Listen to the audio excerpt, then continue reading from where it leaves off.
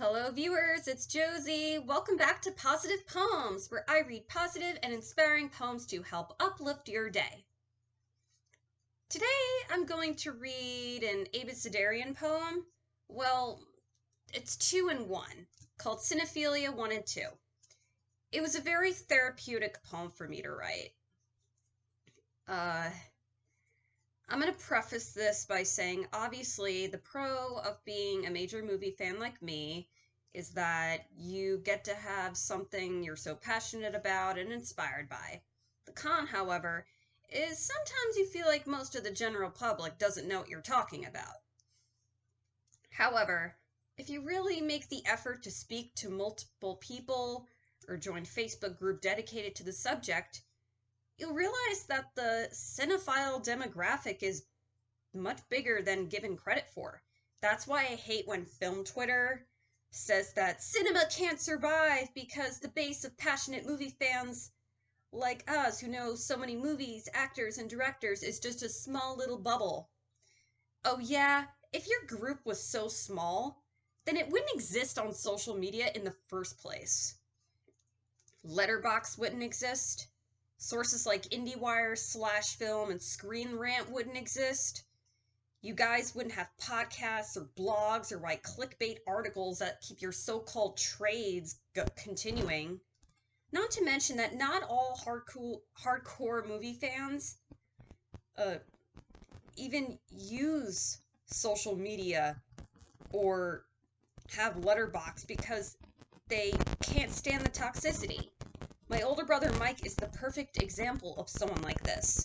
Whenever I tell him about something stupid being said on the internet with regards to film discourse, he says, "Those people don't know what they're talking about." It's true. I'm not even on Twitter. To me, jumping to the lazy, negative, little bubble conclusion is just an element of a victim mentality that even I have been guilty of falling under sometimes. Most of all, it's a clickbait fear tactic to draw in more subscribers who also feel a similar way. Admittedly, there are times where I feel I have trouble connecting with people on an intellectual level. Connecting with the general public on an intellectual level. I mean, I wouldn't say connecting with people, with the general public, because I consider myself a very friendly person with a lot of friends and acquaintances. I mean, like, having, like, intellectual film conversations. That's what I mean. Does the passionate, hardcore movie fan demographic take up 100% of the population? No! Well, neither do sports fans. Sport fans are very passionate, but there are also plenty of people who aren't into sports. Does that mean sports fandom is a small little bubble? Absolutely not. The same can be said about movie fans in just all areas of interest, whether that be gardening, knitting, crochet, sewing, cooking, cars, heck, even science. If these groups weren't so popular, then there wouldn't be websites or magazines on them. No interest group demographic takes up 100% of the human population. Anyway, I've gone for too long about this. I just felt like I needed to get that out there. That being said, I thought it would be a cathartic, therapeutic exercise for me to express all of these feelings on paper. Part 1. The annoying part. Constantly talking about indie/art house, foreign, and classic films you think nobody seems to watch except for you. Pundits and journalists point out such harsh realities about indie and art house movies going away, leaving you in distress about the future. Part 2, the flip side. Criterion wouldn't exist if it wasn't for such a crowd. Niche is an overused term to explain your demographic.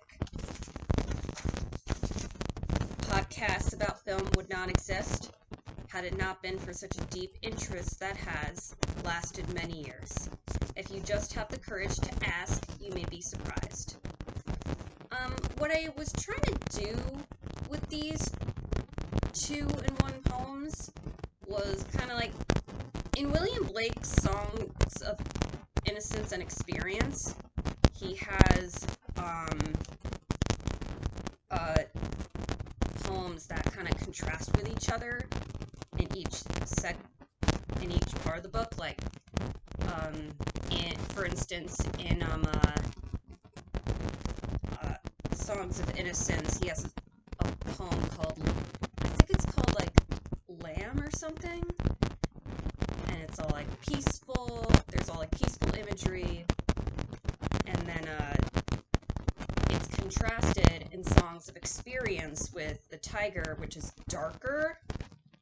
If that makes sense, that's something I tried to kind of do here.